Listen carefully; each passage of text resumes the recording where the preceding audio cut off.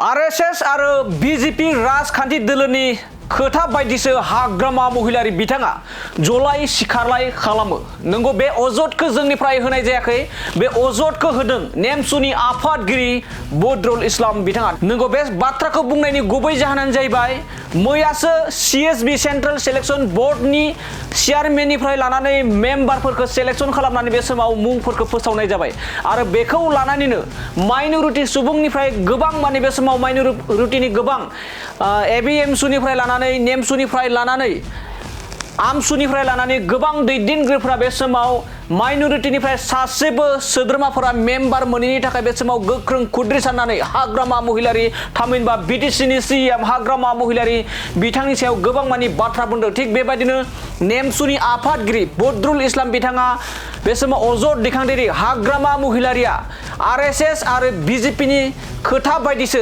जलाय सिखारलाय खालामो। आरएसएस आरो बीजेपीनि दैदेनगिरिफोरनि खोथा बायदिसो सोलियो हाग्रामा महिलारि बिथाङा। बेखायनो माइनरिटि सुबुंफोरनि दैदेनगिरिफोरनि सासेबो मेम्बार होआसै सीएसबी बोर्डआव थामहिनबा सेन्ट्रेल सिलेक्शन बोर्डआव सासेबो मुस्लिम सुबुंनिफ्राय सासेबो बेफोरबायदि सोद्रोमा होनाय नुवाखै होननानै अजद दैखांनानै गोख्रों बाथ्रा बुंनायनि गेजेरजों अजद दैखांदों नेमसुनि आफादगिरि बदरुल इस्लाम बिथाङा। दानिया फैदो बिदिब्ला बिटिसिनि चिफ हाग्रामा महिलारि बिथाङा आरएसएस आरो बीजेपीनि खोथा बायदिसो जिरायो आरो सिखारो माबायदि बाथ्रा बुंदों जों बेखौ नेमसुनि आफादगिरि बदरुल इस्लाम बिथांनिफ्राय आबुङै खोनासंदोना लादिनि। বহু আশাৰে ৰাইজে বিটিচিত হাগ্ৰামা মহিলাৰী নেতৃত্বাধীন বিপিএফ চৰকাৰ আনিলে। ৰাইজৰ লগতে আমি নেমচিও ভাবিছিলোঁ যে অন্যান্য জাতি জনগোষ্ঠীৰ লগতে বিটিচিত বসবাস কৰা ধৰ্মীয় সংখ্যালঘু অৰ্থাৎ মুছলমান লোকসকলৰ সামগ্ৰিক উন্নয়ন হ'ব। হাগ্ৰামা মহিলাৰী নেতৃত্বাধীন চৰকাৰখনে বিটিচিত আহিয়েই প্ৰথম উপহাৰ দিলে তেওঁলোকে যি মুছলমানৰ শত্ৰু দল তেওঁলোকে বিজেপিৰ লগত মিত্ৰতা স্থাপন কৰিলে। দ্বিতীয়টো নতুন বৰ্ষ উপলক্ষে হাগ্ৰামা মহিলাৰী ডাঙৰীয়াই মুছলমানক দিয়া উপহাৰ হ'ল চেন্ট্ৰেল সিলেকশন যিটো বোৰ্ড আছে সেই বোৰ্ডখন হাগ্ৰামা মহিলাৰী ডাঙৰীয়াই মুছলমানবিহীনভাৱে গঠন কৰিলে।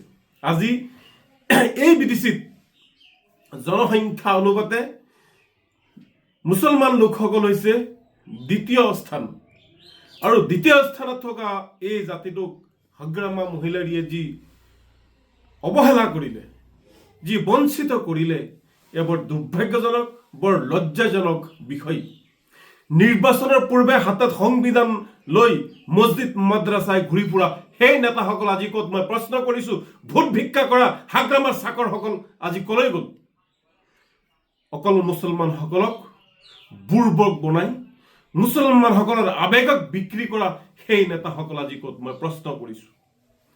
আজি সিএসবি বোৰ্ডে যেতিয়া সিদ্ধান্ত ল'ব সংখ্যালঘু ল'ৰা ছোৱালীৰ ভৱিষ্যত কি হ'ব, বিভিন্ন সামগ্ৰিক উন্নয়নৰ লগতে যি চাকৰি বাকৰিৰ পৰা আৰম্ভ কৰি যিসমূহ সিদ্ধান্ত সিএসবি বোৰ্ডে যেতিয়া ল'ব তেতিয়া কি হ'ব?